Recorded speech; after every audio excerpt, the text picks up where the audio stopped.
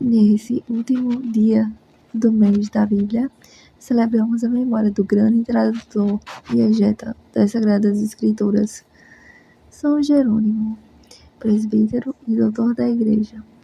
O nome Jerônimo quer dizer nome sagrado. Nasceu em Dalmácia, em 342.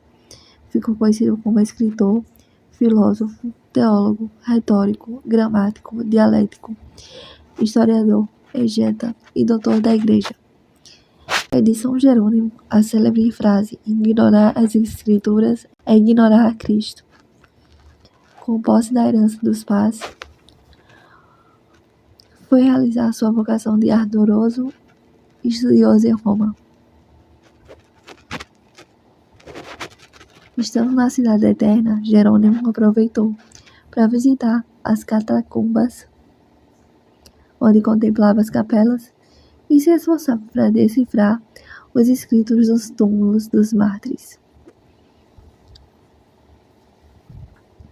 Nessa cidade, ele teve um sonho que ficou determinante para a sua conversão.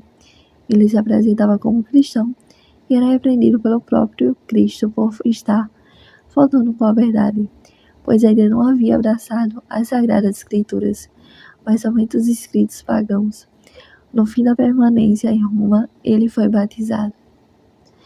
Após isso, iniciou os estudos teológicos e decidiu lançar-se numa peregrinação à Terra Santa. Mas uma prolongada doença obrigou-o a permanecer em Antioquia. Enfastiado do mundo e desejoso de quietude e penitência, retirou-se para o deserto de Calcida, com o propósito de seguir na vida eremítica. Ordenado sacerdote em 379 d.C., São Jerônimo acompanhou o bispo Paulino ao concílio regional em Roma. Nesse tempo foi apresentado ao Papa Dámaso como um exegeta e profundo conhecedor das línguas bíblicas. Por causa da clareza de suas ideias e grande conhecimento, o pontífice o escolheu para ser seu secretário, e em 382 d.C., confiou-lhe a incumbência de revisar uma antiga tradução dos 4 evangelhos em latim. Ele concluiu esse trabalho antes da morte do Papa Dámaso, dia 11 de dezembro de 384, e acrescentou na uma versão dos Salmos, traduzida do texto grego, que ficou conhecida como Septuaginta. Expulso de Roma em 385, São Jerônimo se deslocou para Belém, na Terra Santa, onde teve contato com a versão hebraica do Antigo Testamento, especialmente com o livro que apresentava lado a lado de forma comparativa os diferentes textos do Antigo Testamento das línguas disponíveis naquele tempo. O santo e doutor da Igreja interessou-se pelo texto em hebraico e iniciou uma nova revisão de cunho pessoal em sua tradução dos Salmos, por meio da qual comparava o texto hebraico e grego para depois escrevê-lo em latim.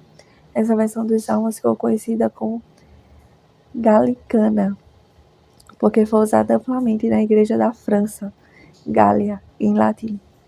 Com o sucesso dessa tradução, ele começou a traduzir em todo o Antigo Testamento, mas a partir desse momento não utilizava mais a versão grega, e sim a hebraica. Esse novo trabalho prolongou-se por 15 anos, do ano 390 a 405, incluindo uma nova tradução dos Salmos, feita somente no texto hebraico. Essa tradução do Antigo Testamento foi chamada por São Jerônimo de Iuxia Hebreus, que significa próximo aos hebreus em português, a qual, somada aos textos do Novo Testamento traduzidos para o latim, chamou-se Vulgata, isso é, em língua vulgar ou comum. Ela, Vulgata, era a única versão oficial da Bíblia usada na Igreja até o ano 1530. Quando, devido ao povo não mais falar latim, iniciou-se o processo de tradução para as línguas modernas. Durante a tradução, Jerônimo deparou-se com passagens difíceis de serem compreendidas. Por isso, logo depois da conclusão desse trabalho, dedicou-se a escrever prefácios e comentários para os livros da Sagrada Escritura, além de responder às polêmicas teológicas existentes em seu tempo, devido ao uso de textos mal traduzidos ou interpretações equivocadas. No ano 419, esse grande santo da igreja morreu e não chegou a ver a Vulgata ser publicada.